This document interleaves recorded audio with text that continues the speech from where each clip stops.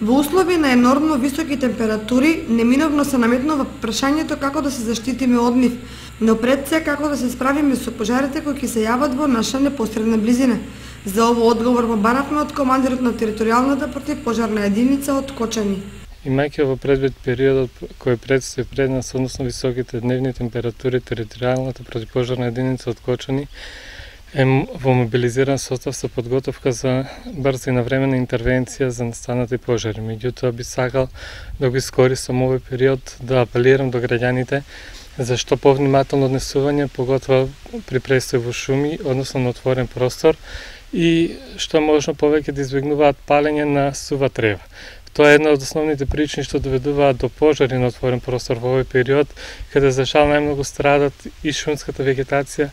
но и дел од обработливите површини што ги има во општина Кочани. Исто така би сакал да кажам дека територијалната противпожарна единица од Кочани во соработка со шумско стопанство Кочани и шумската и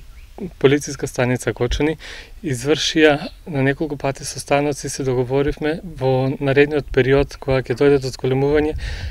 на температурите да се врши обиколка по теренот, се со цел превентивно да се действува за да се намали бројот на пожарите што се јавуваат поготово во летниот период. Земјоделските работи по полето, посебно жетвата на пченицата и јачменот, се дополнителни предизвикувачи на пожар. Имајќи во предвид дека не идуваме во период кога настапуваат наред пролетната жетва, би сакал да апелирам до земјоделците да внимаваат при палењето на стаништата, односно дека истото е забрането и дека ќе се преземаат соодветни санкции во соработка со